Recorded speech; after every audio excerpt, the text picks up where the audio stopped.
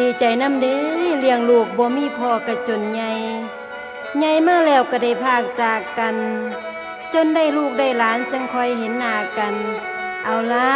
บาดดีเบิดกรรมเบิดเว้นก็ดีใจน้ำเด้อแม่ดองสีดาเอ้ยเอาละนางเทวี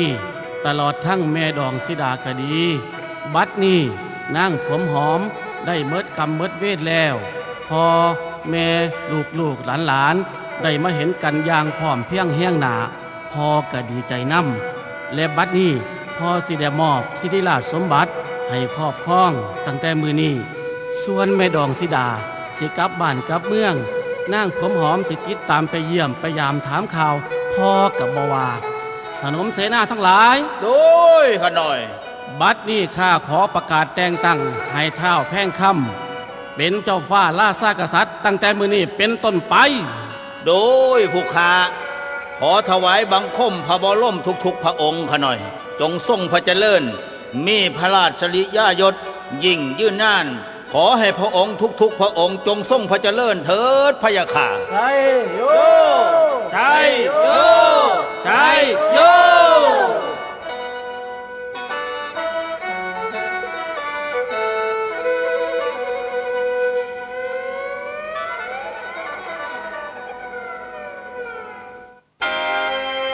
โอ้ย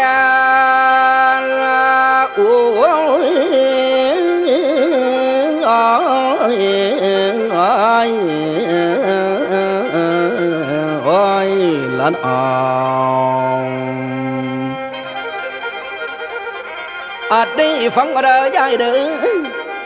นางผมหอมลูกสร้างถึงหลับฟางนออวสานพี่แล้วเป็นตำนานคำสอนแต่ละต้นเอามาใส่เองคนโบราณสอนไว้ยังเป็นดอกควมเสือเด้อพอเด้อตำนานลอดทองสร้างเอามาใส่ดอกว่ากันลอดทองสร้างบ้านั้นสิหายเคาะเด้อหายแค้นพุ่นแล้วเสียหายกำหายเวนโศกใส่สิมาพออมตำนานผมหอมน้อยยิงพอยพอยนั่นทำก่อนคนจึงเอาเรื่องเข้าปางนั้นสืบต่อมา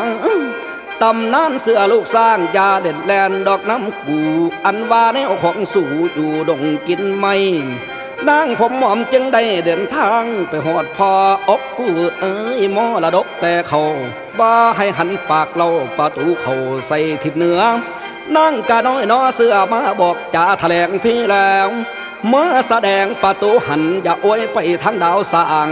พันว่าพายสารสร้างกินน้ำเขาบ่แกนคำเอ๋ยเขาสิบ่แกนเราคือคนเท่าบนกาวสอน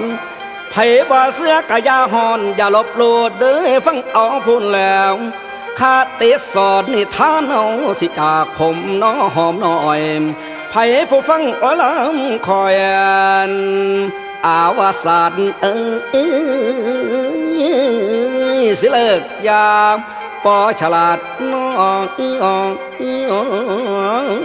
ของพ่อลุงปอฉลาดเด้อของแม่ป่าเสียเอ่ยสิอวยลังขอฝากแน่แม่ป่าเอ็ดดังไม่อาลิสาซอยเป็นหูเป็นตาให้ส่งเสริมน้องลาหน่อยมาตามือเกิดลอย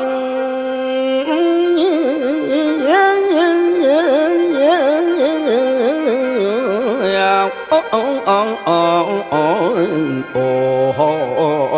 อ้โอ้เหลืองบัดนี้มาตามือเกิดลอยเสียงพ่อยพ่อยอ้อยแล้วเอ็นศิลปินน้อสาบเสืออีสานแท้10,000%พยายาหาว่าเต้นสิห้องแอลดอกลำกินพี่แล้วหนูแอนนาอลิสา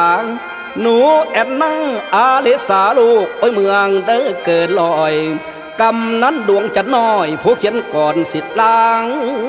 ก่อนนานบริษัทนพพรบริษัทนพพรเส้นบากอกสิทธิ์ดังขอลองไว้ ก่อนนิทานเด้อคุณยายโอ้ยโอ้ยน้อยโอ้โอ้โอ้โอ้โอ้โอ้โอ้โอ้ยโอ้ยโอ้ยลานอม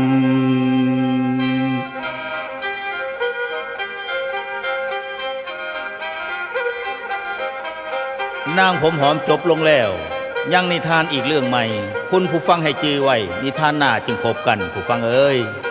นพพรซินเวอร์โกพร้อมทีมงานเพชรอุบลปอฉลาดน้อยส่งเสริมแอนนาอลิสาดาวลุ่งดวงใหม่ขอลาไปก่อนโอกาสหน้าพบกับนิทานเรื่องใหม่สำหรับมื้อนี้สวัสดีครับ